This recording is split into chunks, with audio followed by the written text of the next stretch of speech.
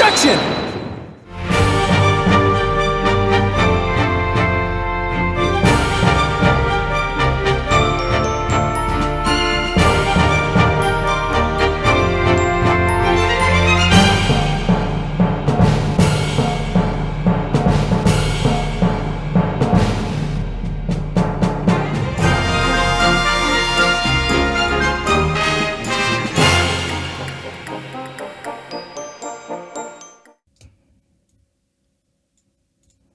Huge confession. You won't believe this, but I used a body double. Oh, shut the fuck up, actually. A body double? That wasn't the real me at the mock trial. That means I didn't almost lose. My body double almost did. I slipped out stealthily while my double took care of the trial. I had the run of the campus. In short, I'm the killer. Juniper's innocent. Shut up. Shut up, bro. Oh, shit. I have a question I was hoping the defense and prosecution might help answer. Is it just me, or does the witness's testimony make no sense at all? No, it's not just you, Your Honor. All I got from listening to that was a headache. Yeah, that was just plain weird, especially the whole thing about a body double. Yeah, I'm relieved it's not just me. And the prosecution? Your boldness, summon an ambulance in this instant. The witness is stark raving mad. Yes, I think that would be for the best. Now then, let's pretend that never happened and move on to my verdict. Hold on. You people don't believe me? It's not a matter of not believing you. It's more along the lines of questioning your sanity. Yeah, the funny farm just called. They want their genius back. Shut your pie holes. The intellect of a genius transcends even logic. Besides, don't you guys have that weird device for testimony like this? Which is not a weird device, and I don't waste him on ridiculous testimonies. Easy there, Tiger. Think of it this way. We don't want a verdict to be passed just yet. So how about we give Bridget a try? Well, this is against my better judgment, but I'd like to conduct a short therapy session. Your better judgment? I'm a judge, and it's far beyond mine, yet I find it hard to say no. Prosecutor Blackwell, I trust you have no objections. Oh. Where the fuck is he?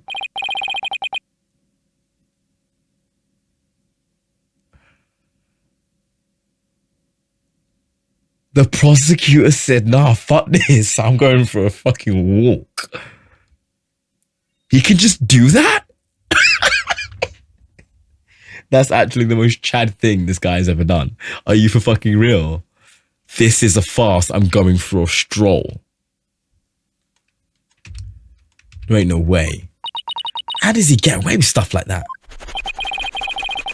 Then I'll interpret that as meaning he has no explicit objections. All right, Miss Sykes, you may proceed with your therapy session. I've seen my share of crazy trials, but this one takes the cake. That's actually fucking so funny.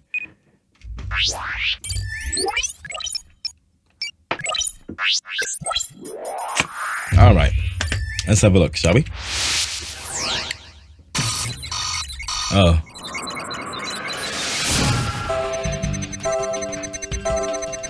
That's so fucking funny. You won't believe this, but I used a body double. That wasn't the real me at the mock trial. That means I didn't almost lose. My body double did. I slipped out stealthily, while my body double took care of the trial. I had the run of the campus. In short, I'm the killer. Juniper's innocent.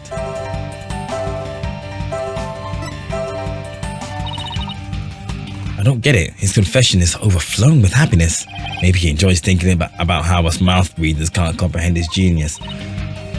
But this goes way beyond normal happiness. He seems to take an insane level of delight in his confession. Even a normal level of delight would be weird for a confession. Then again, he's not what I call normal. Hugh, why are you confessing? Who is this really for? Calling it now he has a crush on Juniper? That was a whole thing. I don't have the evidence anymore because she fucking took it. But there was this whole thing about there being a love triangle or something or other, and I think, yeah.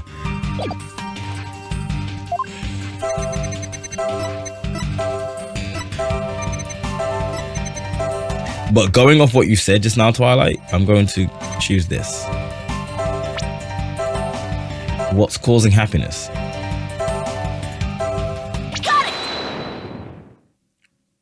Yeah, we got it. Mr. O'Connor, yesterday you said that you didn't really care about Miss Woods anymore.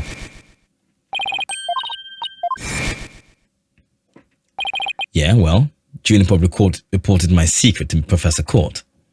His secret? Oh, the bribe. She wanted nothing to do with me because I had disappointed her. That's why I don't care about her anymore. I was never trying to protect her. My confession was always about one thing and one thing only. The truth. Mr. O'Connor, you feel great happiness in the fact that you might help set Miss Woods free? Isn't she a high school student? You want to send this man to Gen Pop. Stat. So much so that it overshadowed all of your other emotions. What are you? I can hear it clearly now, Mr. O'Connor. The discord you've been trying to suppress. People don't normally feel like you do when you confessed. So Hugh was really was trying to protect Juniper? Yes, I'm sure of it. Hugh's feelings for her are the real deal. Oh, not quite. But that means his confession is... Finally figured out the obvious, have we? He's back. Have a nice walk. Why, Prosecutor Blackwell, you're back. The confession was naught but lies, save for the part about being in the mock trial. Can we all agree now that the killer is the one in charge of the audio, i.e. the accused? Why couldn't you have taken a longer stroll? No, you haven't unraveled the genius of my body double trick yet. You can't be serious. Do you really expect us to believe you had a body double? Yes, I do. But if you think I didn't, then prove it. Either we quit here and Juniper is found guilty, or we play along with his delusion. Let's go with the least worst choice. But first, let me update his testimony.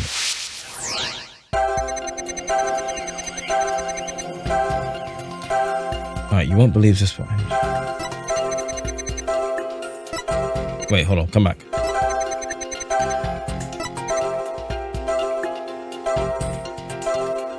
That wasn't the real me at the mock trial.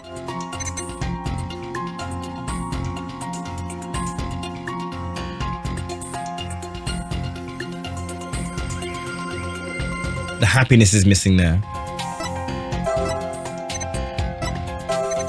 I slipped out at the one of the campus. In short, I'm the killer.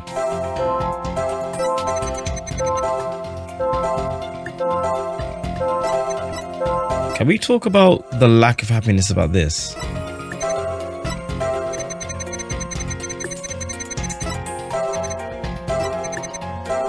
Actually, first of all, why are you sad about being the killer?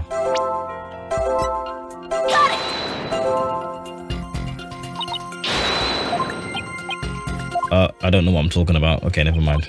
Let's go with my first guess.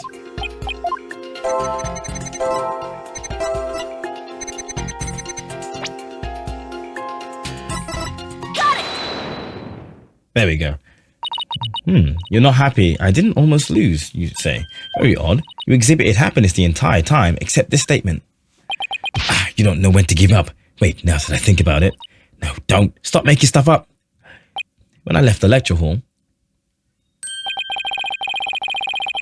it was during Professor Mean's pre-trial speech. That's when I moved the body. I then slipped back in just before the verdict. So you're saying you were there the moment your body double was about to lose?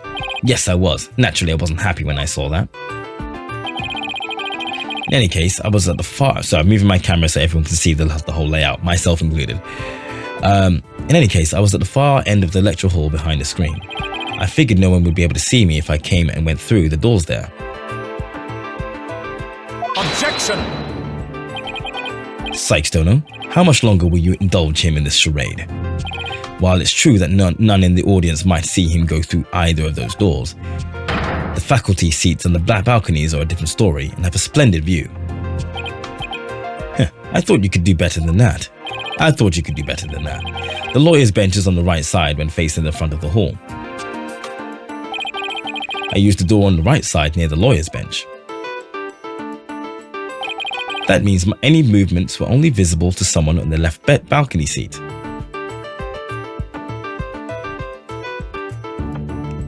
Also, why is the strongest happy response for the fact that she has a bandage on her head? I don't remember any of the pictures from that, so I couldn't tell you. But that seat was empty at the time, which is only natural. After all, it belonged to Professor Cord, and as we all know, she was already dead by then. That can't be right. An empty balcony seat on the left side contradicts this piece of evidence. What have I got? On the left side? No, Professor Means was there. That's literally what it says. Take that! I've no idea where this contradiction is going, but I don't have any other moves at this point. Guess I'll just have to follow it and see where this takes me. You said the left balcony seat was empty, but was it really? I saw it with my own eyes. It was definitely empty. And if it actually for real was empty, it puts Professor Means under the microscope. So which one has two emotions? Happy and surprised with the final panel with the source of happy. With the happy response being the bandages on the side of her head. I didn't even see any bandages on the side of her head. Do I need to? I think it might be too late. I've called a replay, but the replay only goes back in time 5 minutes.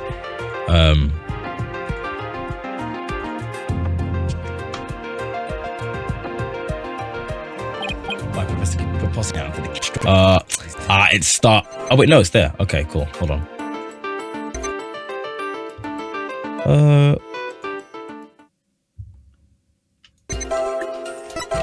Wait.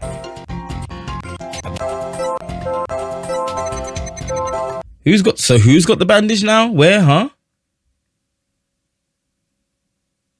What bandage are we talking about?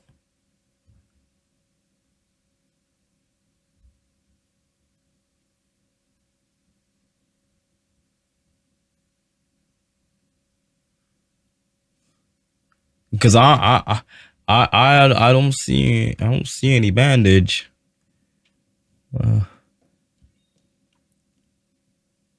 When you zeroed in. Can we talk about the lack of happiness about this?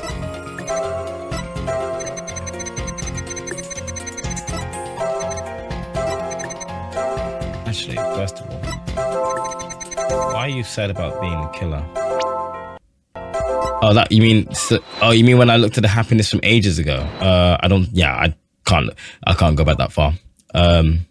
Yeah, I don't think there's. On God, I don't think there was any bandage. It might have just been the UI.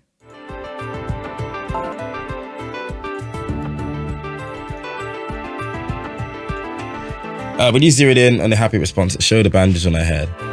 I love it. It's like the little feature this OBS has. It means, I can set it. So I can set it to go back to save a clip of the last 5 minutes that happened, which means that anything that happened and that I need to go back and have a look over, I have a 5-minute window.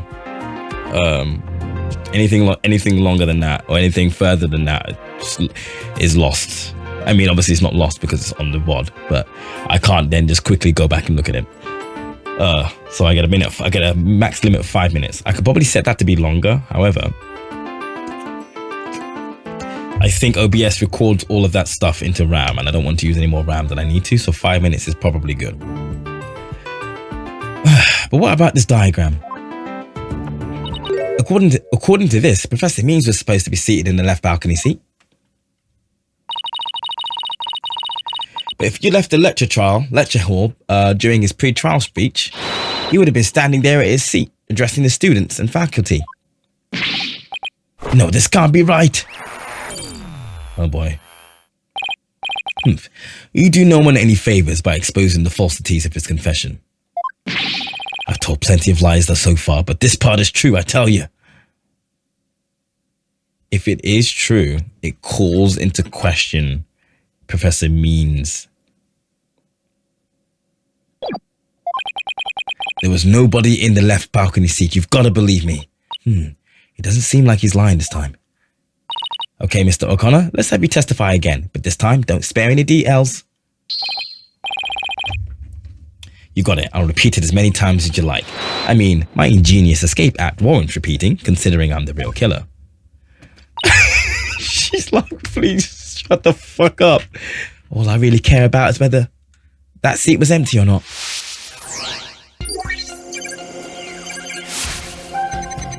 The second floor was deserted. A shock. Why won't you believe me? Is it true I tell you? Fair enough. I went out through the back door without anyone noticing. Then all I had to do was go through the empty audio control room. It leads into the hallway, so I was perfectly capable of moving the body. This is weird.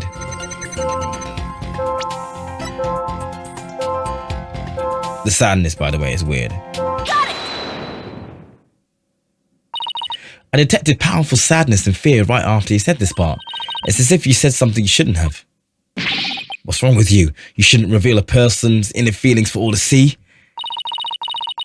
Mr. O'Connor, it's you who is revealing your inner emotions by the way you speak. Plus, I have a good idea about why you're feeling sad. You're a horrible person. Can't you just leave me be? You said that you went through the empty audio control room, but that's not true, is it? There was someone who returned from there once Professor Means finished his speech. And that someone who was in the audio room was Juniper, no? Take that!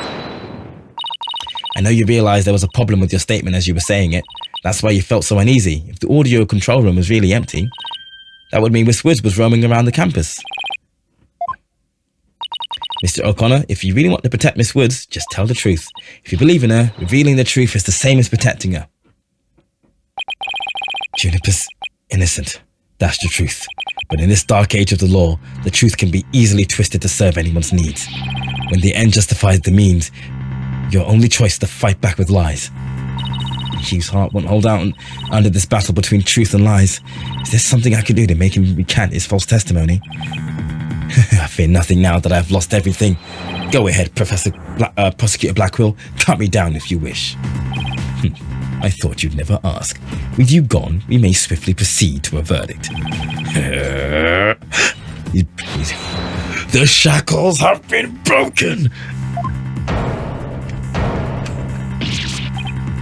You broke it of his shackles again.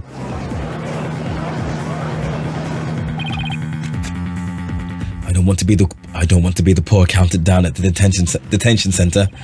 Hugh O'Connor, in deference to your valor, I will limit your suffering with one clean blow. Could you wait just one moment before you cut him down? Oh, he says fuck off. Do not come between a samurai and his foe, Psych Stoner. I never learned about this in law school. Careful, prosecutor. Remember that shocking experience you had last time. Oh yeah, true. You need to relax.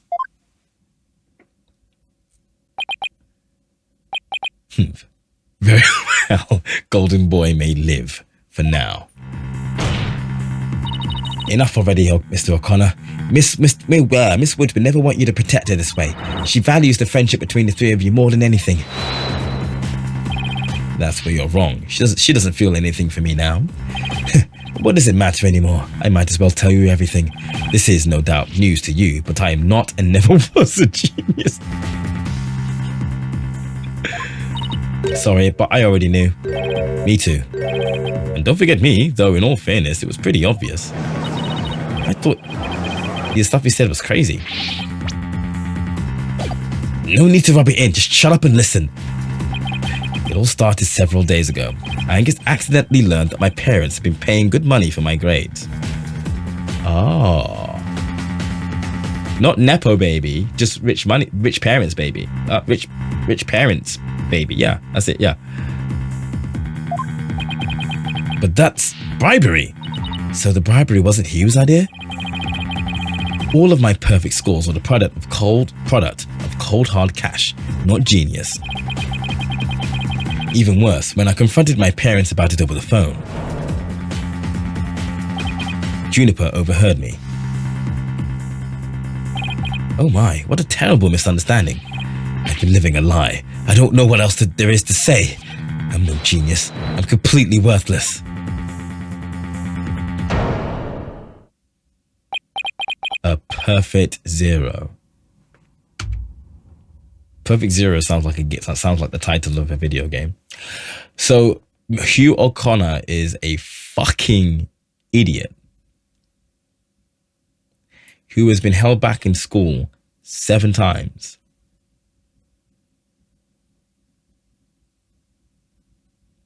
Living the lie that his parents have paid for.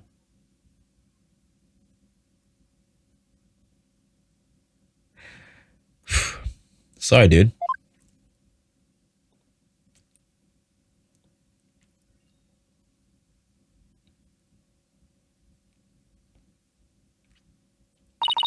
Hugh, even so, I still wanted to make it up to Juniper for disappointing her like that.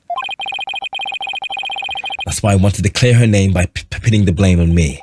I mean, she probably hates me now, so it'd be a relief for her to see me locked away.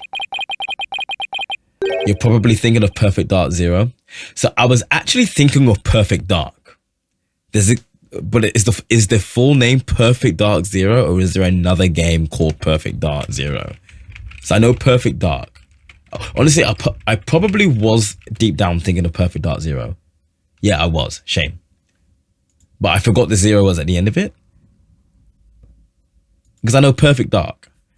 So I must have subconsciously been thinking of Perfect Dark Zero. But when I said that sounds like a video game, I was thinking of Perfect Dark, just Perfect Dark by itself. But I am also aware of Perfect Dark Zero, but that's not what I was thinking of when I said it. So that's kind of crazy. Weird. Anyway. If you were trying to help her, then why did you testify against her? You were the ones who told me to tell the truth yesterday, so I thought if I did, it would help her. Huh? You wasn't trying to provoke us? Looks like we seriously misunderstood him in more ways than one. At the detention center yesterday, Junior was in tears when she opened up to me. But the truth is that the friendship between the three of them is still rock solid. If there was something that could help me prove that to Hugh...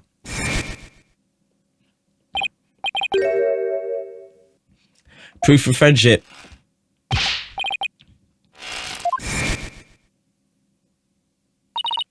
I know. What about that proof of friendship they mentioned? I wonder where or what it is. I didn't buy it. Yes, it's that, obviously. Come on now.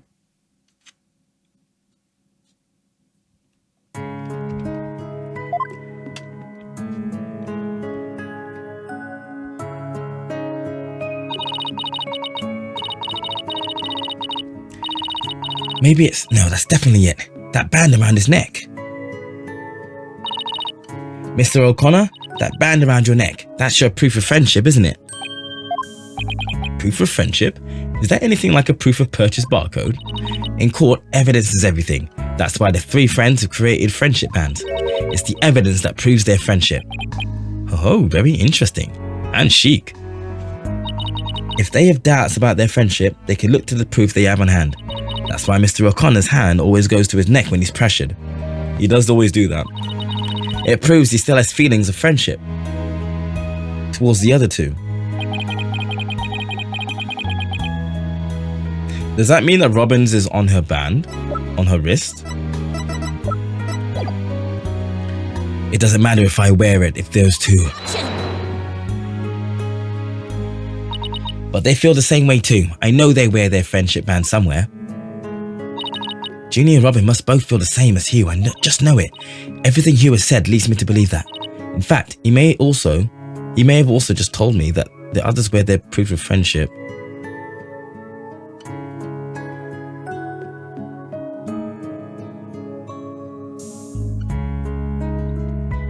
He hides it, so it's easy to say where they're hard to spot. But if he keeps doing that, where they're easy to touch? All we have to do is think back to their testimonies. Ready? Wasn't wrist. So I was thinking about this particular animation that she does, right? I thought she was, but in my memory, I thought she was holding her wrist, like I said earlier, but no, it's her arm. It was her that holds it by the wrist. Okay.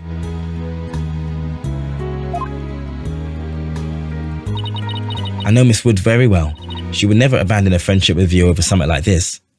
And taking the blame for her will only succeed in making her terribly sad.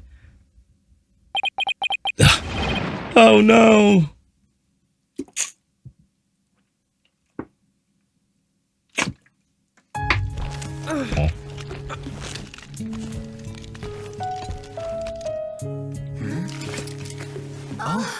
Oh, Robin made them.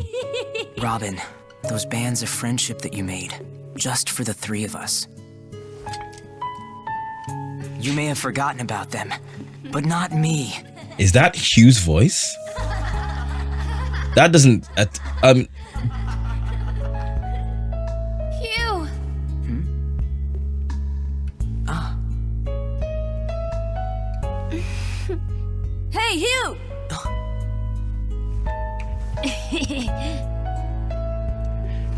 Hugh's voice is not at all what I thought it would be. I should have known better than to doubt my best friends. That is...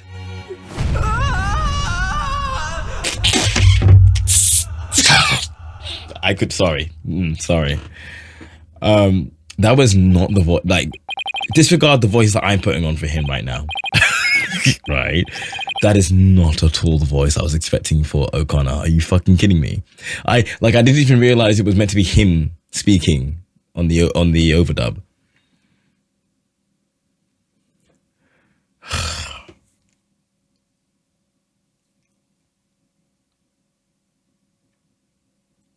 That's so fucking funny. I didn't kill anyone, and I didn't have a body double. I didn't move the body. I didn't even see it, and it may look like I'm speed reading. Zen and the arts of mastering the bar exam, but I haven't read a single word. Well, you could have fooled me. In fact, you did. Hugh. So, Miss Sykes, can I place my trust in you? I'm going to save Junie, so yes, you can place your trust in me. Then am I to understand that the witness is recanting his confession for the second time today? Put him in jail. Put him in jail. Yes. Put him in jail.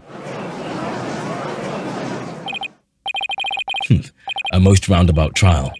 I was just about to say, I much prefer the turnabout variety myself. Now we are back to the fact that there was one suspect who lacked an alibi, which is, in the end, the truth you've been seeking this entire time. So we're back to square one. Now I'm exhausted and depressed. Probably doesn't matter at this point, but I might as well update the moon matrix.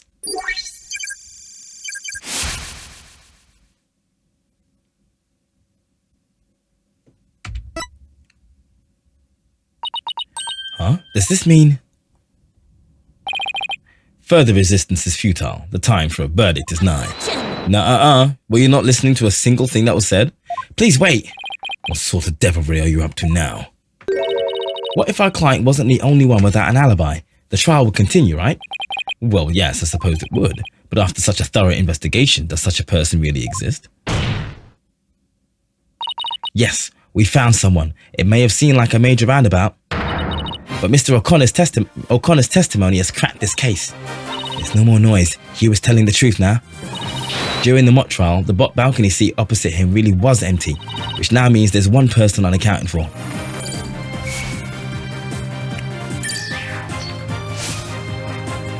Besides Junie, the only other person without an alibi during the mock trial is Aristotle Means. The balcony seat was empty. That much is true, isn't it, Mr. O'Connor? That's right. How many more times do I have to say it? So basically, Professor Means wasn't where he was supposed to be during the mock trial. Uh-oh. Need I remind you, every last soul in the lecture hall heard him deliver his speech. Yes, and then he wasn't seen at his balcony. I know, and that's not in dispute here. Now let me explain how a speech could be given from an empty seat. It was...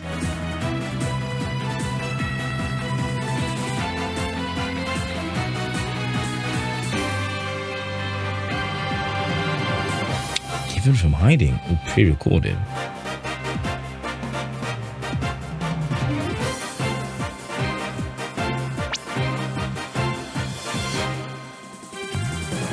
I'm thinking pre-recorded too.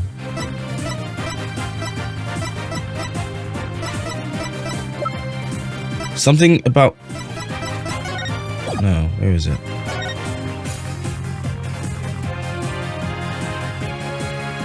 It does make the most sense to me, yeah. Something about... the 10 minutes. I'm trying to remember what I saw in the video. Okay. Remember when we watched the mock trial video? There was timestamps on the video, and the speech was taken 10 minutes into the recording.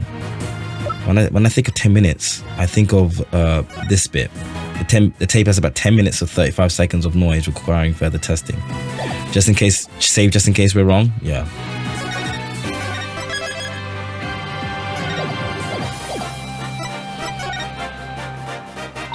Yes, we're right.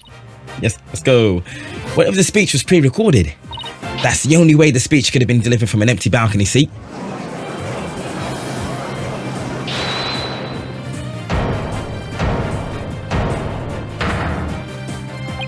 Wait, are you accusing Professor Means? That's insane. I mean, he's the one who gave me the tape recorder.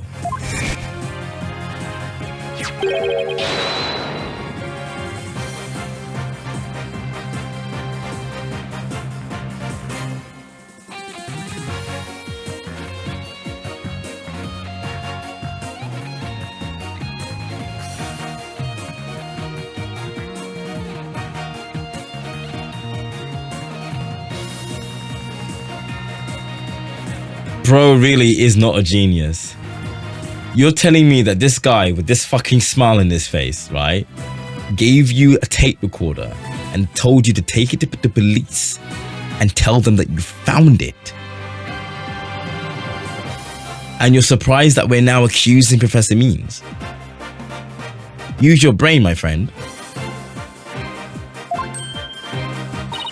What? Really? Wait a second. Mr. O'Connor, did you just say that Professor Means gave that phony recording to you? Phony? The defense will refrain from hurling substantiated allegations. Well, I said he gave it to me, but what do you mean it's phony? Wow, who could have seen this development? Identified as a fake, Professor Means used you to pass it on to the police. The voice shout and your O'Connor, as recorded on this tape, was dubbed onto it using a line our client said in the mock trial video. Why, this is an extremely crucial piece of evidence. Ooh, Professor Means gave you the phony tape. If that's really true, then Professor Means has guilt written all over him. That guy, A. Carla Yeager, is so fucking funny.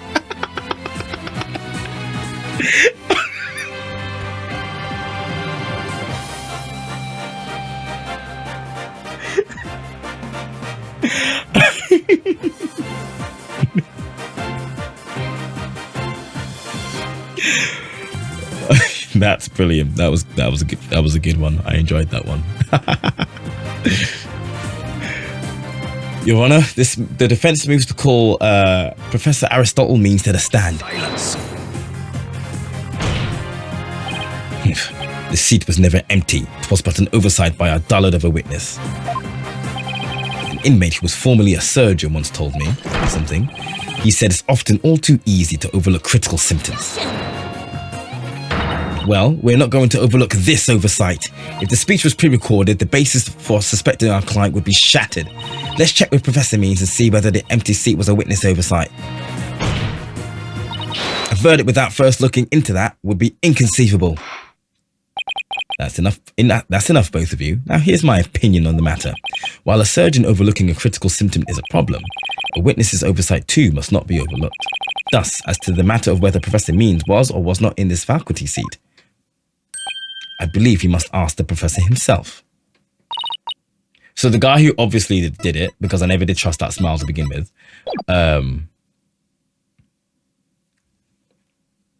is now coming up to the stand, which must mean we're coming close to the stand, hopefully coming close to the end of this trial. I agree Professor Means should be here in the gallery today. Do as you please. Oh my gosh.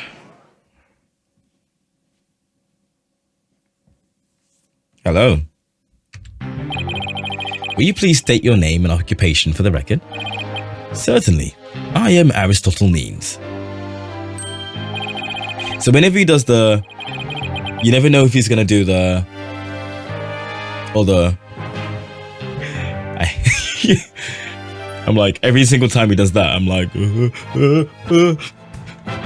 I teach the lawyer course at Themis Legal Academy, and let me add that while I welcome any opportunity to assist with the trial, I don't care for this undue suspicion. Don't worry, Professor. We're just interested in the mock trial video right now. We just need to take another look at that speech you gave. Can we count on your cooperation in this? Very well, if that's all you're interested in.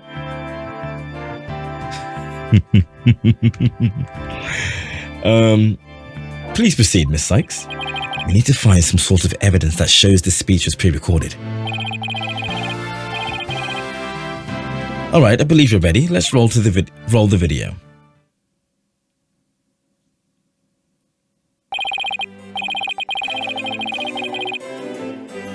Good afternoon. I would like to start by thanking you for coming here today.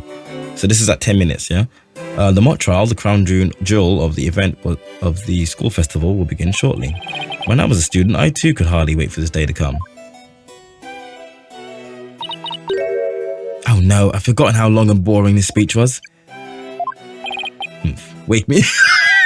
Go for a stroll, my guy. Wake me up when this is over. Hey, no fair. The experiences of our youth have a powerful and profound effect on our adult.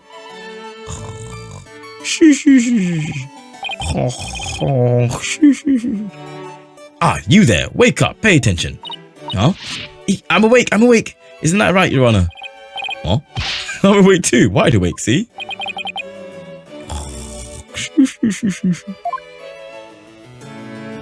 Once again, our pure white lady justice will be watching over you, all of you today.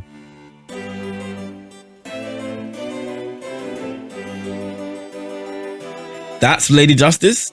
Pure white? Yeah? Is this your queen? Pay attention and you may make a difference once again. Now, let the mock trial begin.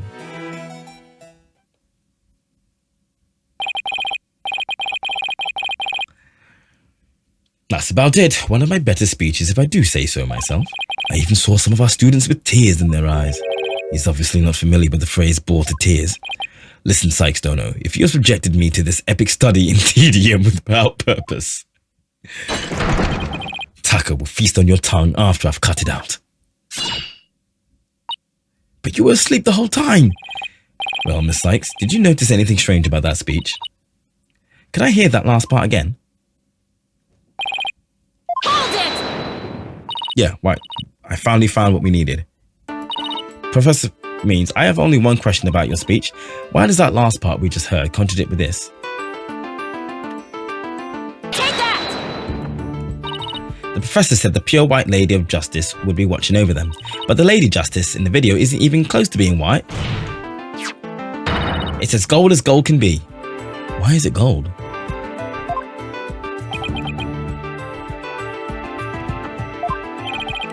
I'm not sure I can wrap my jaw around that to test its authenticity. I didn't say it was made of gold, Your Honor. Now, it's true that this statue is pure white, but it broke before the mock trial began. The one you see here is its replacement. Oh, well, that's a shame on every account. Ironically, this gold statue sticks out like a sore thumb compared to the white one, meaning the professor wouldn't have made a mistake in its color if he'd been present. It seems I've caused some confusion. That was merely an oversight on my part. The statue was in the middle of the room. How could you not know what it looked like? Well, I was in the balcony seat. Furthermore, the statue had previously been white. I'm afraid this isn't sufficient evidence of the speech being pre-recorded. We had our answer long ago. The accused was the only one to leave the lecture hall. No, wait! There's got to be something that can prove that the speech was pre-recorded. According to the mock trial video, the speech started here and ended here. Yeah, 10 minutes. Wait, shit, 10 minutes 35.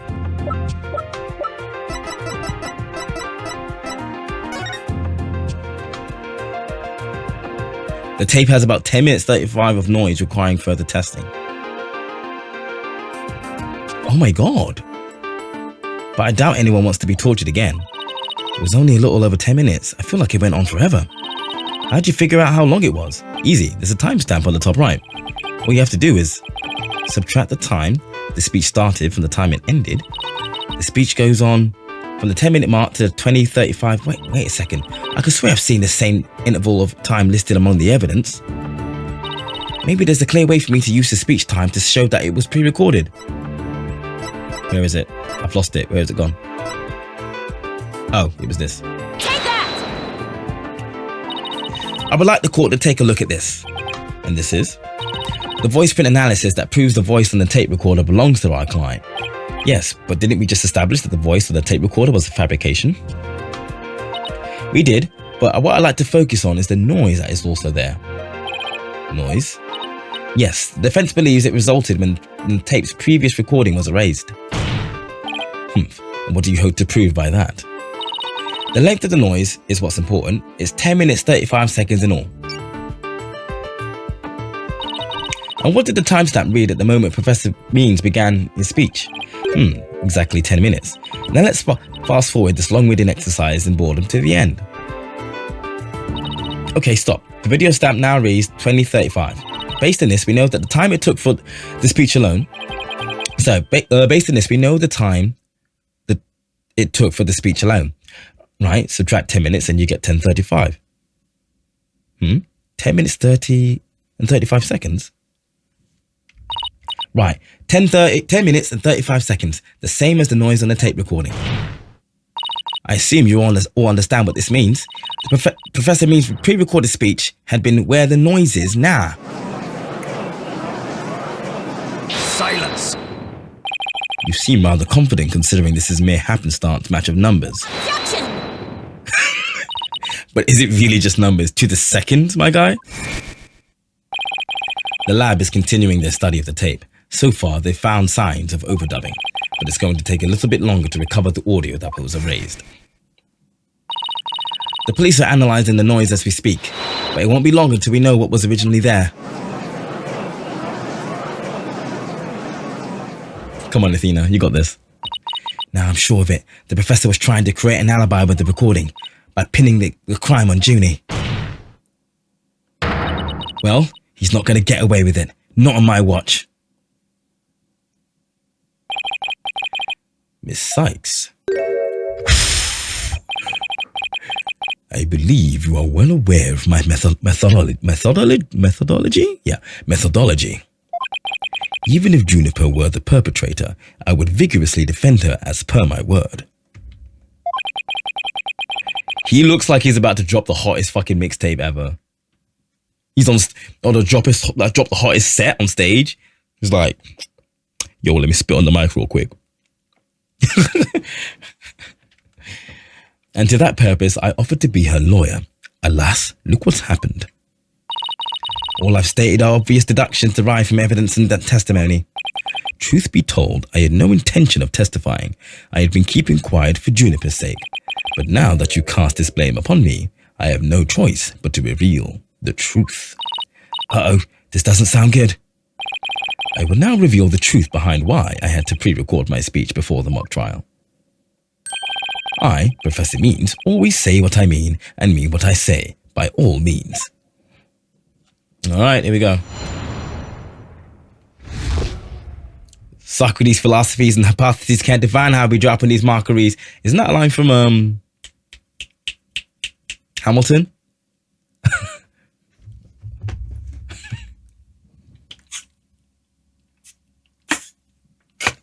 Fitting, because it wasn't Aristotle a fucking philosopher as well. Wu-Tang? Shame that I've fucking called myself out, but I'm pretty sure I've heard that. There's definitely a line very similar in Hamilton.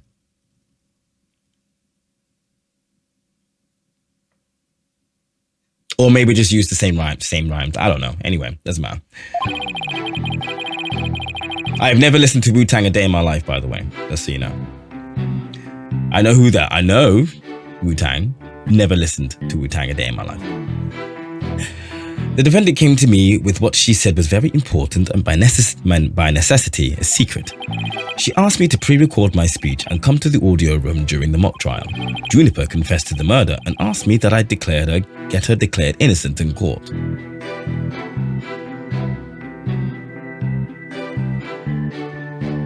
What? She also said I'd become an accomplice after losing my alibi due to the pre-recording. But when I said I would protect Juniper, I meant it because it's the humane thing to do. Oh bro, you have just outed yourself. Oh my, you're saying the defendant threatened you? This has to be a lie. I mean, everything about it lines up too perfectly to be true. On this most consequential of occasions, let me be completely frank with you. Juniper has truly taken to heart my teaching that states the end justifies the means. I don't believe you. When she asked me to defend her, she said I must also prove her 2 friends innocent. Her 2 friends, the witnesses? Correct. Hugh O'Connor and Robin Newman. I was to ensure all 3 walked free. All 3 were to achieve their dream. That was the result Juniper was seeking. And she was even willing to threaten me, her own professor, to that end. You, no doubt, had high praise for her ruthless tactics. Yes, well, that is why I vowed to vigorously defend her despite her threatening me. There was a time when lawyers merely sought the truth if they wished for victory in court. But alas, those days are over. Now, in the defense of justice, order and all that is good, and the end justifies the means. I am so sick of hearing that phrase. Though it truly grieves me so I must tell you this. Forsake the truth if it's victory you seek. Steel yourself for this new courtroom reality. That does it. He's going to regret dragging those dismal, depressing ideas in here. Since he's already surrendered to the dark age of the law, it's up to me to fight it. Is it almost 5 o'clock? Anyway, so I've just seen the time. It's almost 5 a.m. Why so silent, Sykes Dono? Something the matter? How long have I been going? 5 hours. This is fucking taking forever. This is a court of law. There's no place for long-winded talks about idealistic principles. That's why I'm going to let the evidence do the talking. Let's not get carried away now, Miss Sykes. It will not do to have you attempting to discredit my doctrine. Do not force me to rectify the situation. Now go ahead and rectify it. Only if I lose and you win, that is.